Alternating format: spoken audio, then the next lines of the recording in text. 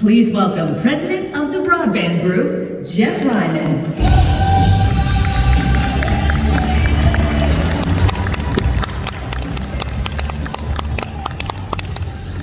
Good morning, Fiber Connect. What a special moment this is to be here on stage celebrating the completion of the 1,000-mile citywide fiber build in Huntsville, Alabama.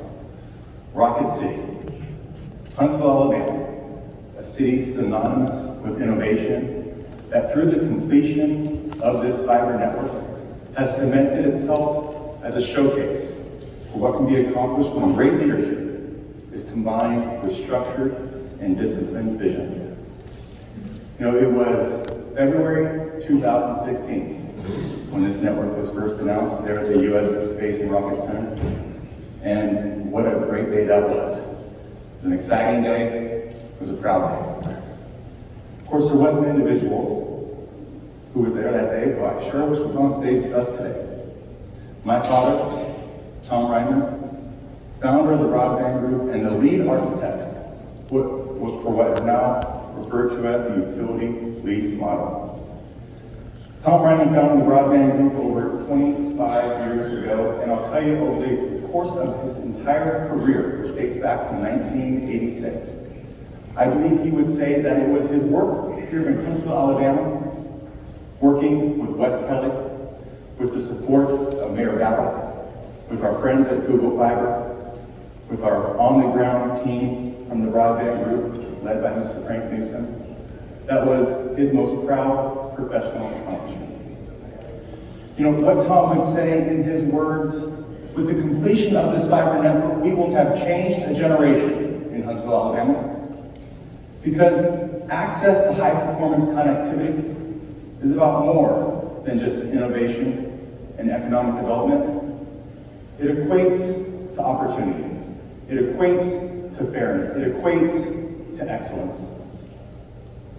Now, I think it's important to point out that educational conferences like this, that access isn't necessarily the end game. In a report recently published by our friends at Next Century Cities, it demonstrated that even with a full citywide fiber network in place, a digital divide remains. But while there is still work to be done, what we can proudly now say that in the city of Huntsville, when it comes to access to high-performance connectivity, well, that box has been checked. Which is why we are so proud to be here today, center stage of the fiber industry's biggest show, celebrating with the leadership of Huntsville on the successful completion of their fiber network. It is now my pleasure to welcome onto stage the city leadership, the mayor of Huntsville, Alabama, Mr. Mayor Tommy Battle, the CEO of Huntsville Utilities, Mr. Wes Kelly, and the head of Google Sales, Lauren Johannesmeyer.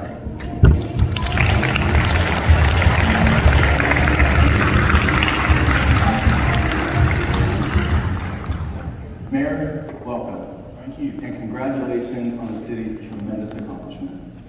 Well, you know, it was, when we first started, it was more of an economic development plan than anything else. And the whole story really started in 2012. We were at a neighborhood meeting. There was a young guy came up to me and he says, I work for the city of San Francisco, traffic engineering. I said, you're pretty far away from the city of San Francisco in Huntsville. He said, no, I draw up the plans for their intersections and their right-of-ways, and I send them out to them, and they mark them up, they send them back to me. And he said, and you know the amazing thing is, every month I get a check from the city of San Francisco, and I spend it in Huntsville.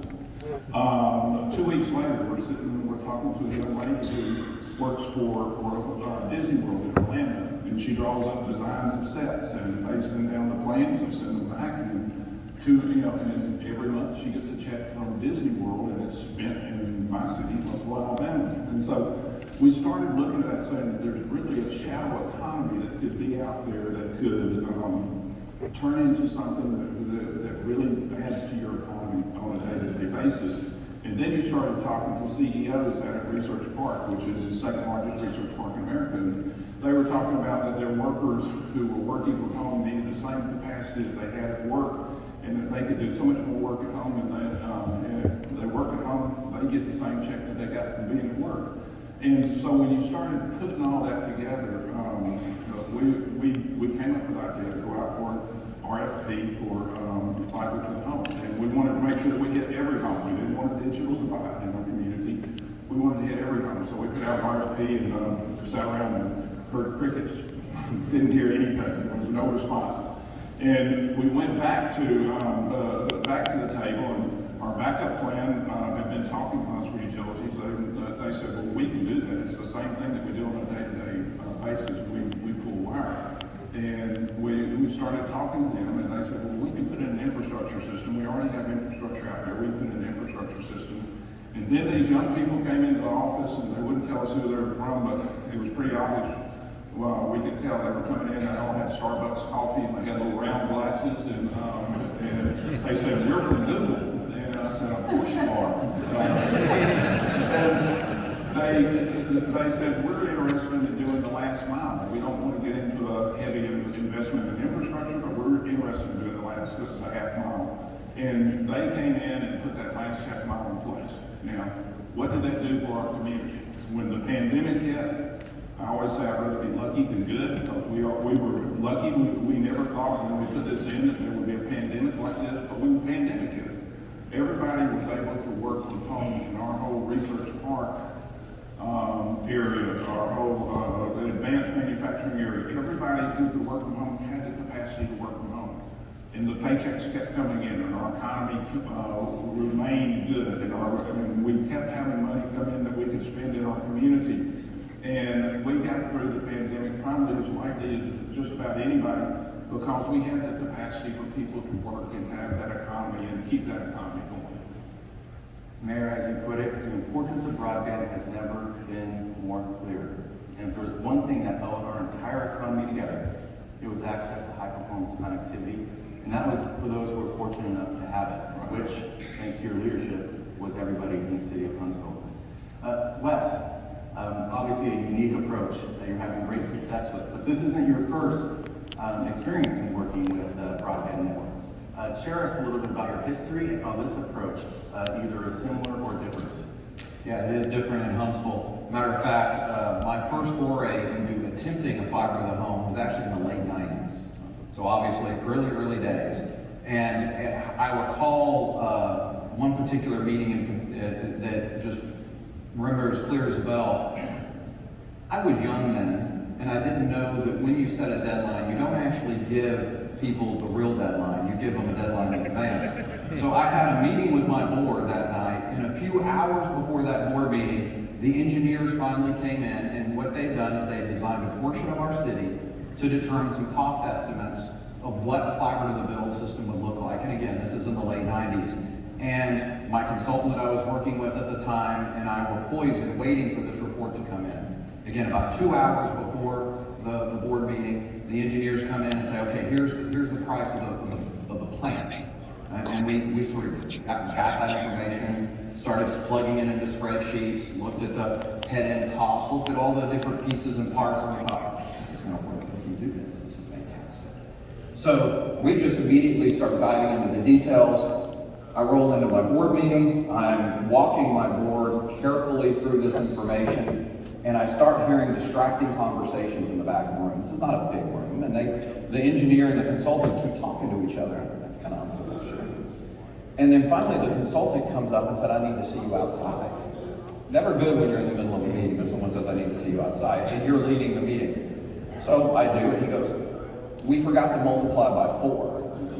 And I said, what do you mean? He said, we designed a quarter of the system. They gave us the price for a quarter of the city, not the whole city. We forgot to multiply by 4. So at that point, all I could do was laugh because there's nothing to be done. I walked back into the boardroom, I told the board, never mind, we're okay. So we did not build a fiber to the home community in the late 90s. Others may have, I think some private developments were on that bleeding edge. We were not that community. But we kept proceeding with a traditional HFC build, and then ultimately we didn't build it. So I spent 2 years preparing a municipal broadband system that never got built. Great lessons to be learned out of that, right? But then my next experience was building fiber to the home in a small rural community. great success. I think there's representatives from that system here in the room today. That is still serving that community very, very well. Then had the opportunity to help inject some further life into an HFC system. We joke it may have been the last HFC overbuild built in the country. It was one of in the early 2000s. So all throughout that 20-plus year career that I've had, the public-private partnership approach has always been the dream.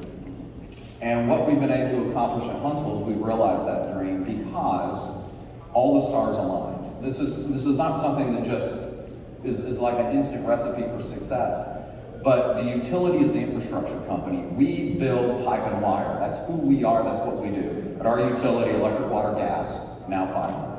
So we were already planning to build a more robust fiber infrastructure. As was mentioned in the video, we had several hundred miles of fiber that we had built organically over time just to connect this city building, to connect this utility asset, to help out the hospital here, to help out some advanced research facility there.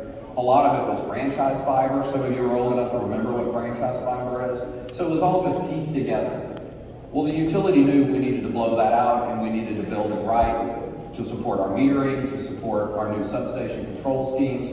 We needed to do something better for all of our booster stations, water tanks, gas regulators, etc. That was going to be a very expensive build. The city is doing what they're trying to do, as the mayor referenced, related to their RFP. And then before I got to Huntsville, can't claim any association with this, they put those two together and took that utility infrastructure need, merged it with the community need, partnered amazingly with Google, and we could really advance that. And so that way, the infrastructure company is providing infrastructure, the technology company is providing the technology.